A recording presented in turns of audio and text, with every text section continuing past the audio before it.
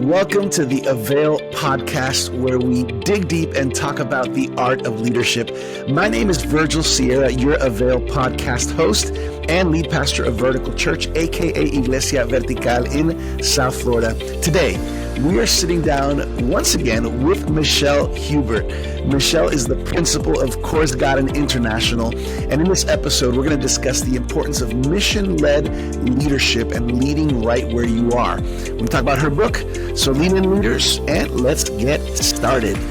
Michelle, I'm honored to be with you once again here on our AVAIL Podcast, where we really love to go in with leaders, help leaders, encourage leaders, equip leaders. I know that that's on your heart as well. How does it feel to be back on the AVAIL Podcast? I'm honored, Pastor Virgil, to be with you again. And I know our conversation last time was very energizing and inspiring to me.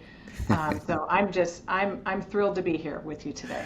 Yes, ma'am. I think we all feel the same way. And, since we have new AVAIL listeners and viewers all the time, I think it would be appropriate if you take a couple minutes and just share a little bit about yourself, where you are, what you're doing, and what led you to be here with us. Yeah, so I'll kind of shorten it down. So I spent 34 years in the financial services industry. That's still the industry I'm in currently, but I spent 32 of those years with one organization. And I'd always known that I wanted a next season or a next chapter before my actual retirement. And so I'm now, as you said, the principal of Korsgaden International. And we literally help leaders and business owners transform their businesses every single day. That's what I get to do all day, every day, is working with leaders. And so it's been my life's work. It's my life's passion. And I'm excited to talk to you a little bit more about it today.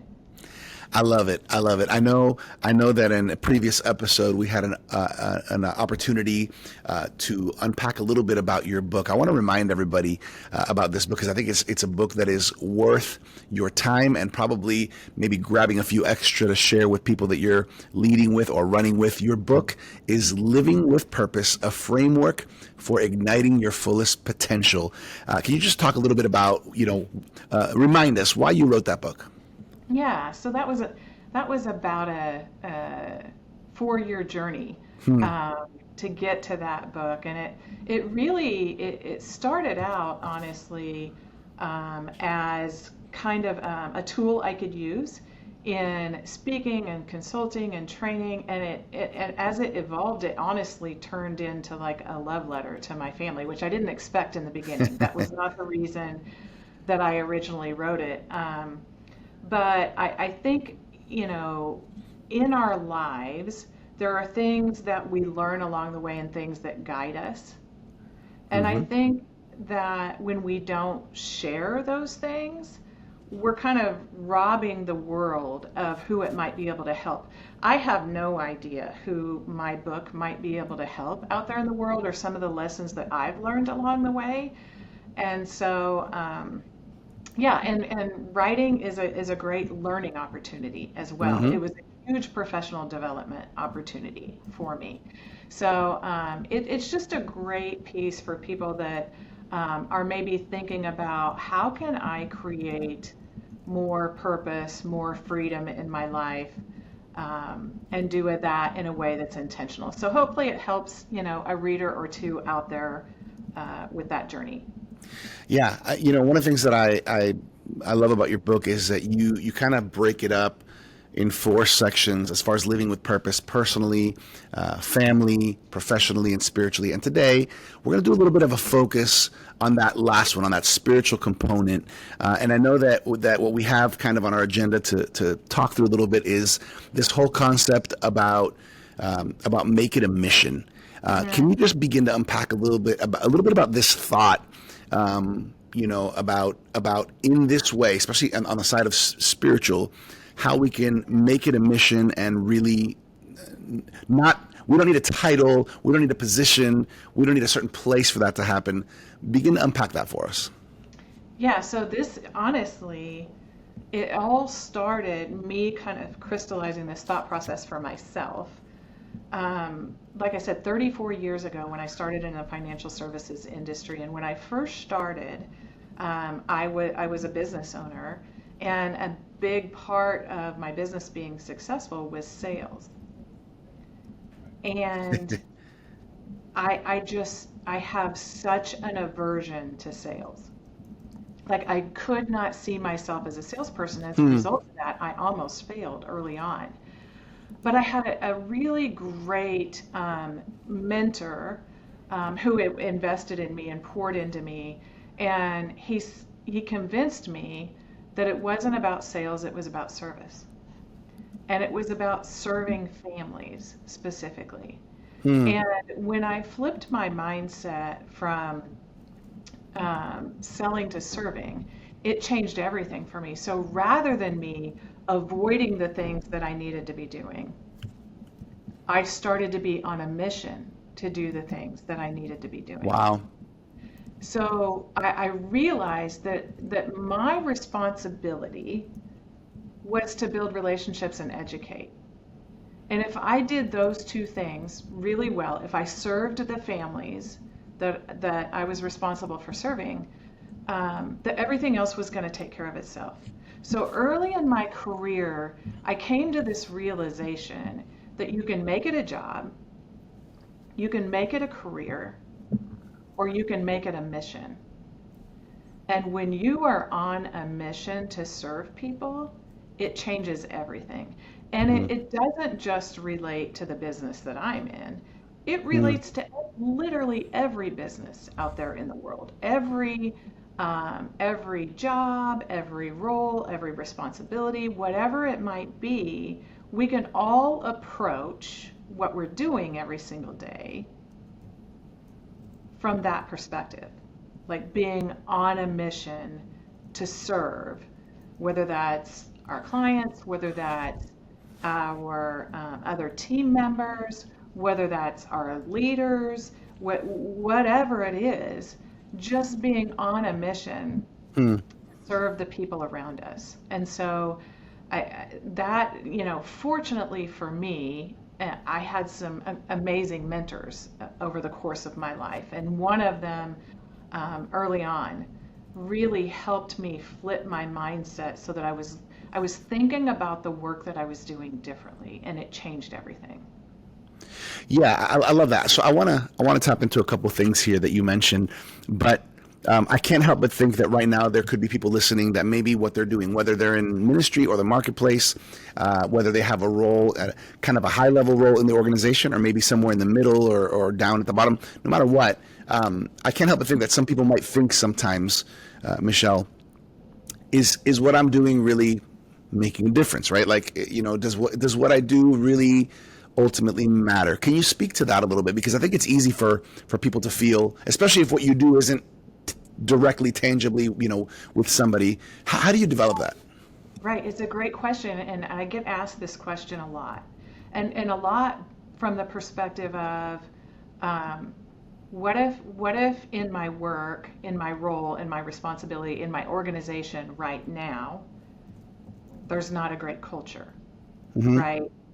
And my answer to that is always lead, right? You be the leader. Leadership is not about title. Like, you be the leader in the room. You be the positive impact on everyone else around you. Be the thermostat, like change the temperature of the room that you're in. Change the energy of the room that you're in. Bring your passion, bring your heart for service to be the impact in your organization, in your circumstances, whatever they are. And all of us, I think the older I get, the more perspective you get, right? Like, experience is a great thing. I have this very clear understanding of what I have control over. And the fact that I can utilize what I have control over to impact the people around me. I don't have to focus on or be influenced by all of the things that I don't have control over. And so that's a question, Pastor Virgil, that comes up a lot. And there's some people out in the world that are feeling discouraged, Mm-hmm. and they're not a part of a great culture, and they don't have a strong leader, above them. They don't have anybody that believes in them or is mentoring them or Mm-hmm. whatever those things are. But the beauty of the world that we live in now, there are some things about technology that I don't love. But one of the things that I do love is we don't have to be in a room with somebody to seek out mentors. Mm-hmm. You can see all of these books on my bookshelf. Mm-hmm. Every year I clean out my bookshelf and donate books because I'm a reader, and all year long I accumulate them. I've never met those people, but they can all be mentors to me, Mm-hmm. right? Like I can gain from them, I can learn from them. So, for those people out there in the world that maybe aren't in an ideal culture, an ideal circumstance, like, you take control, you be the leader. And there's plenty of opportunity for you to feed yourself, to nurture yourself, to develop yourself with the right things to help you do that. Yeah, that's good. That's good. I'm thinking about, even as you're talking, I'm thinking about experiences I've had. I'm curious, from your perspective and your experience, what are a few maybe characteristics of people who do this well, right? People who find where they are and they make that a mission. Maybe highlight a few characters to make it kind of put the cookies on the bottom shelf here for some of us that they're thinking, okay, how can I do this? How can I help others do this? Yeah. So it's a great question. I would say one of the things, first and foremost, like, we can't, as human beings, like, if I had come into this conversation with you today, Pastor Virgil, Mm-hmm. like running on empty, Mm-hmm. like completely drained, not being filled up, not being energized, then I wouldn't be able to contribute to the conversation in the way that I should, right? Mm-hmm. So those people that I've observed that do this really well, they're very, I'll use the word fierce Okay. about what they allow into their lives and what they allow to influence them. Mm. So I often talk about, what are you reading? What are you streaming? What are you listening to? What are you watching? Because all of those things are influencing us, whether we realize it or not. And so, in the people that I see do this really, really well, they're incredibly intentional about filling their own bucket. Because we can't be a reflection of God's love and His light if we're running on empty. Yeah. Like, they have practices, daily practices, that they're very intentional about, Mm-hmm. that nurture them, that feed them, that set their heart straight early in the day, right? Like, it's important Yeah. for us to set our heart and our mind straight early in the day. So that's the first thing that comes to mind when you ask me that question. Mm. That's good. That's good. Um, no matter what you're doing, no matter what organization you're in, no matter what you're doing, I think I believe in the fact that you can make a difference, right? And I think ultimately this is what you're saying, and I like what you're alluding to, because it's hard to make a difference. It's hard to make it a mission if I'm not well, and I'd like for you to share a little bit about, I guess, the importance of being well in order to impact positively. Yeah. Again, your book, it's all about living on purpose, right? Living with purpose. Can you talk a little bit about just the importance of being well in all the areas of our lives? Yeah, such a great question. It's so important for all of us. I think life is so crazy and so busy, and there's so many things pulling at us that we don't take the time to even understand ourselves at a level that we should, Mm-hmm. to understand what our needs are and what helps us operate at our very best, right? Which is kind of what you're asking me. I know for me personally, and the same isn't true for everybody, right? But I know what works for me personally. I know that early in the morning, the first thing that I do is read the Bible. So, and I've done that for a couple of years, and I'm doing a little bit different Bible study today than I have the last couple of years. But that's number one. Number two, I have actually now two devotionals that I read every morning. I've done Jesus Calling by Sarah Young for a lot of years, and I try other ones, and I just keep going back to that one. But I learned recently that there's a companion that she wrote called Jesus Listens, and so last year I started incorporating that. So my day starts there because I need to get my heart right at the early in the day, right? Yep. I also know for me personally, I operate at my very best when I get an early morning walk in.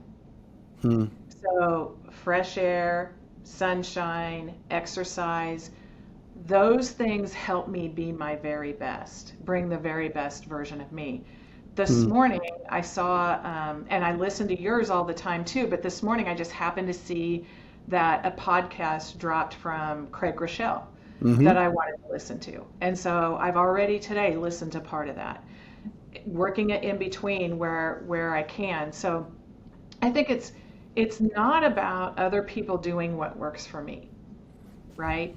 It's about each of us understanding our own needs, our own natural rhythms, to know when we operate at our very best, and then setting ourselves up for success so that every day we can replicate that.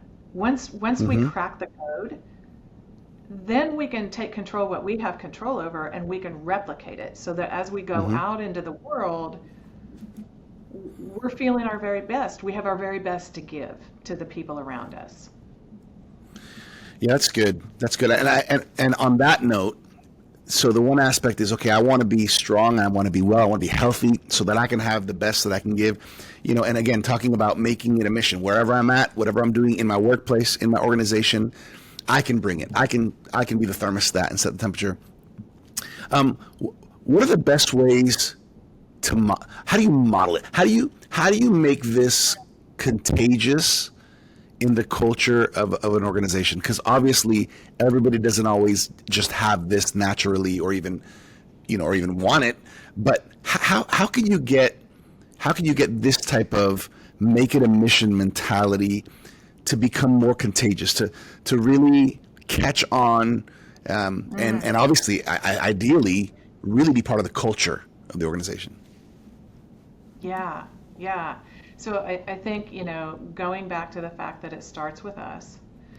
So we have all experienced people who walk into a room and just light it up. Like their energy lights up a room, right? And we have all experienced people that walk into a room and drain all the energy out of the room, right?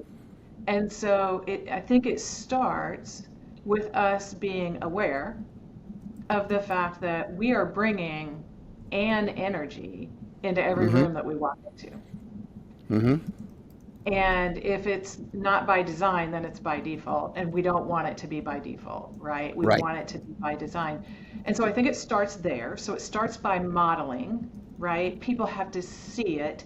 And then we can start influencing the people around us. And as we're just in conversations with people, people ask all the time, like, how was your weekend? How's your day? Like, there are little moments where people give us an opportunity. They don't even realize that's what they're doing. They're just making casual conversation, right?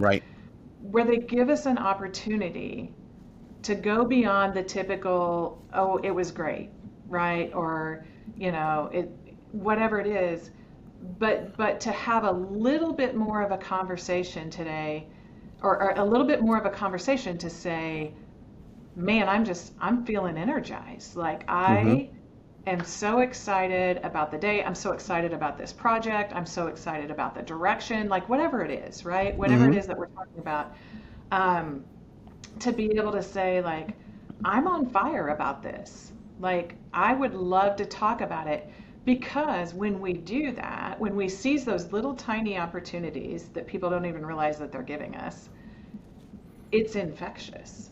Mm-hmm. So we're influencing people whether we realize it or not all the time, either Right. pulling them backwards or pushing them forward. And so it just gives us that little opportunity to go, okay, this is going to be a 60-second conversation, a 90-second conversation, but how can I infuse some energy into it? How can I infuse some optimism into it? How can I infuse, some love into the conversation, whatever it might be? And so I think it starts with us, first of all, leading ourselves well and modeling that behavior, and then looking for those little opportunities where we can interject. Yeah, that's good. I think the whole concept of modeling as leaders is important, and living it out. You've also mentioned a little bit about the importance of mentors. I wonder, as you rewind back into your archives, Michelle, of your many years in the industry, as you rewind, can you think, or can you remember maybe a specific example, whether it was a mentor that you were observing, in the moment, maybe an opportunity that you had to come in and be the thermostat, in a certain environment, in a certain situation. I think I like talking about kind of real life examples, because that might help other people say, okay, wait, I've been in a situation like that, or that comes up, in work or at church. Can you share with us maybe something you observed from one of those mentors that was close to you, or that you were able to model, and it kind of changed the dynamic or the atmosphere in the situation, in the room, in a certain time? Yeah, so if I think way back to the same mentor that I was referring to earlier, um, who was an incredibly dynamic and energizing speaker, and just his energy was through the roof, and very different personality than mine. I'm an introvert, I'm more Mm-hmm. reserved. But I could remember very early on in one of the times I was in a room with him, and he was speaking to a group of people, and he was an expert in our field, like recognized worldwide Hmm. for his expertise in our field.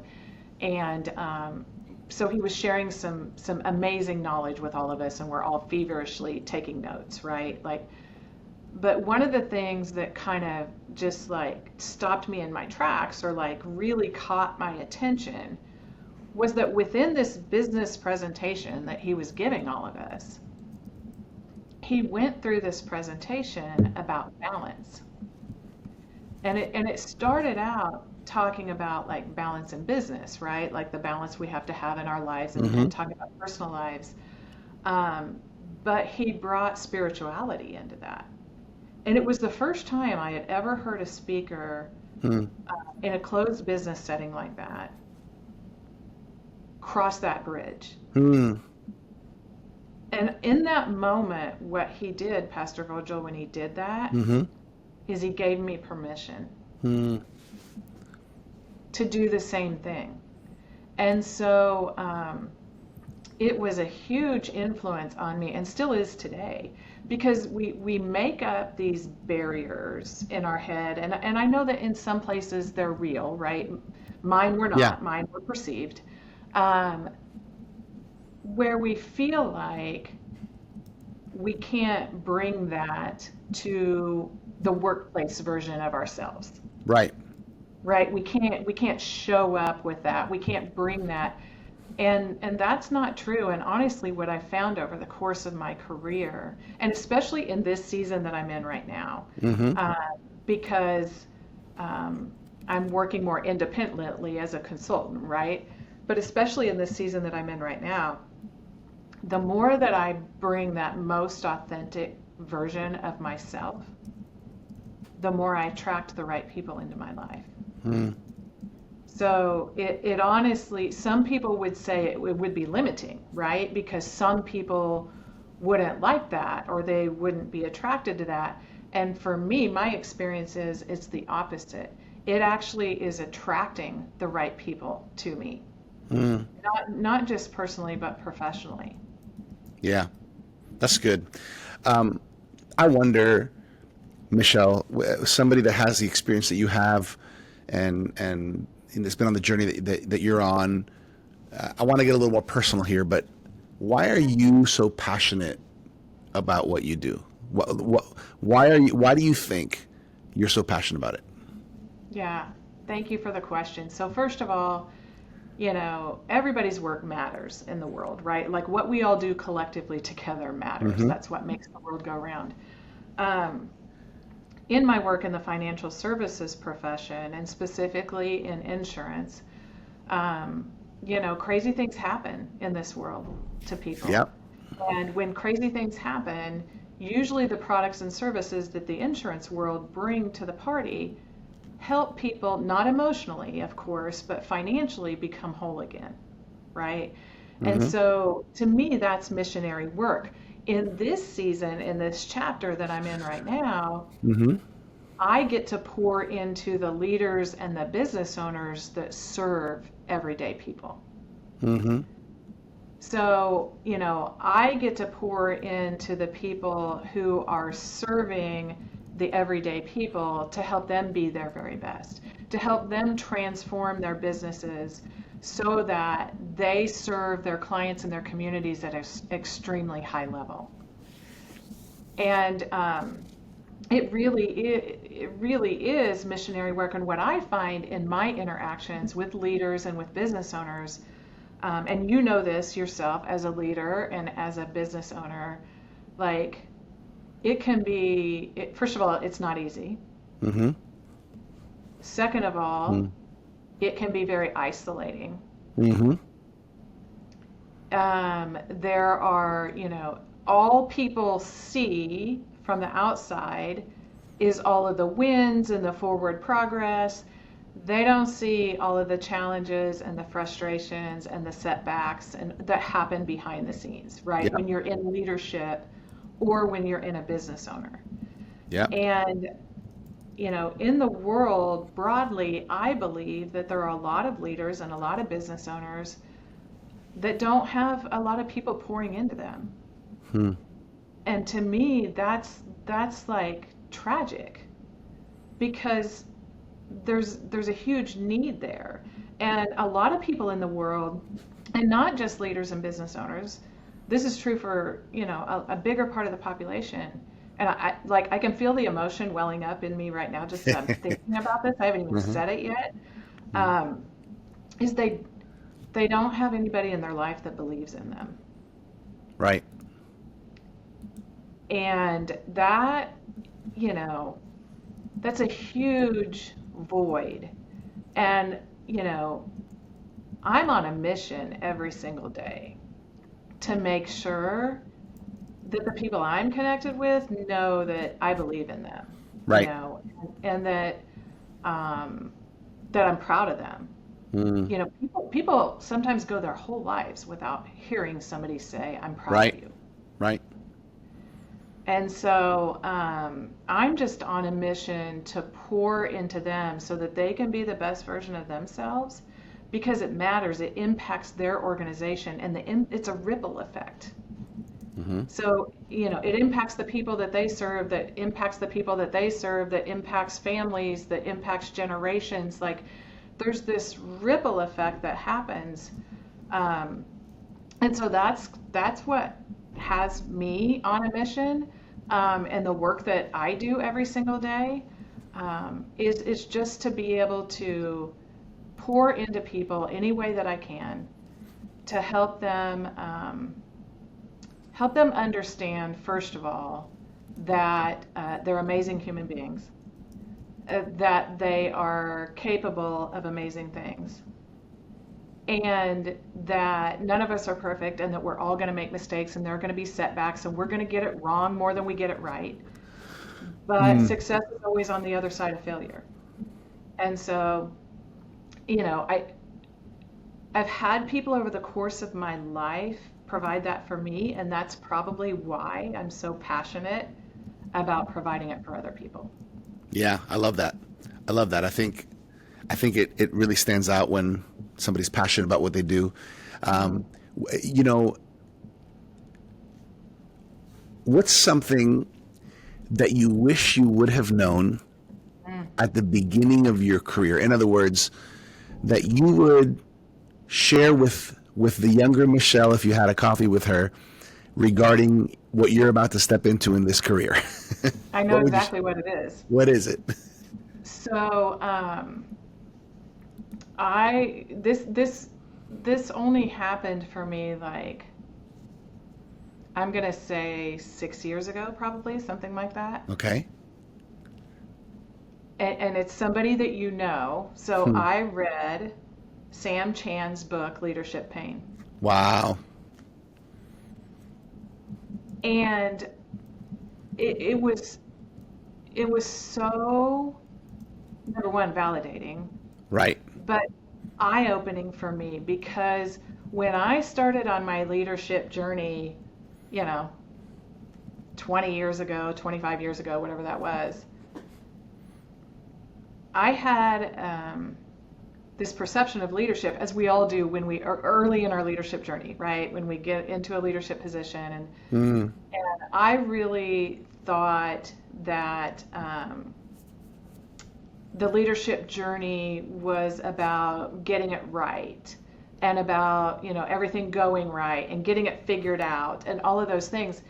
And of course, you have all these experiences along the way. And of course, Leadership Pain, as you know, is written primarily for like the church community. That's Sure. the primary audience.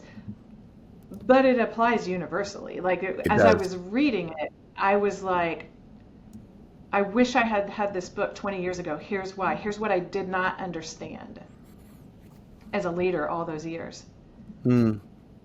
That our leadership lid, how far we can go in our leadership journey, will be predicated on our threshold for pain. And I did not have an understanding of that, the way he outlines it in that book. And it made so much sense to me when I read it. And I think for younger leaders or somebody newer in their leadership journey, having the understanding that pain, and sometimes deep pain, Right. is a part of leadership, I think would have helped me tremendously along the way to have that understanding. That's huge. And Yeah. that is a great book. And that is a great book. What a beautiful thing that now, because of your journey, Michelle, you're able to help so many people on their journeys. And I think that's what leadership is about. I think that's what coaching and modeling is all about, and consulting, as you do a lot of. I love this. I would love for people to know how to connect with you, how to get your book as well. What's the best way for them to do so? Yeah, I think LinkedIn is the easiest way for them to connect. You have obviously my name and the spelling of it. It's not difficult. So I'm really easy to find. But I think LinkedIn is the easiest way to connect. Beautiful. Michelle Hubert on LinkedIn, everybody. Michelle Hubert. And as far as the book, what's the best way for them to get the book? Same way. They'll see posts in LinkedIn to be able to get the book. And by the way, if there's any listener out there who's listening to the podcast and would like to connect with me, don't hesitate to send me a message on LinkedIn. Like, I would love to hear from you. I would love to connect with you. So don't hesitate to do that if you'd like some kind of a connection. Excellent. You can reach out to Michelle Hubert by connecting with her on LinkedIn. Find her book, Living with Purpose, a framework for igniting your fullest potential. I love conversations like these, Michelle, because they encourage me and they inspire me. I guess as we close off here, what's a final thought you want to leave on our hearts? Yeah, I would just say, make it a mission. Lead right where you're at. We often think that ministry is about titles. It's about church. It's about being on a church leadership team. It's about being a pastor.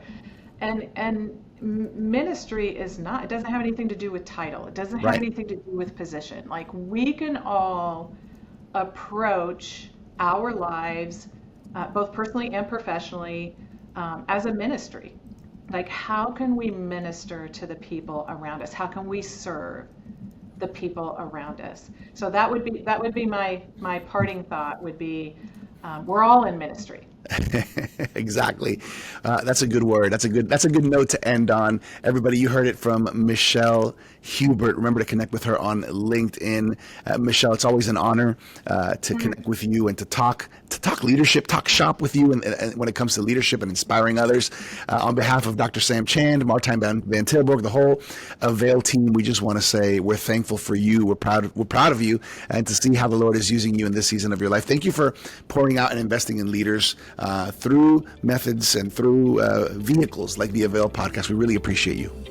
Yeah, thank you so much. I'm honored, Pastor Virgil, to spend this time with you again. Yes.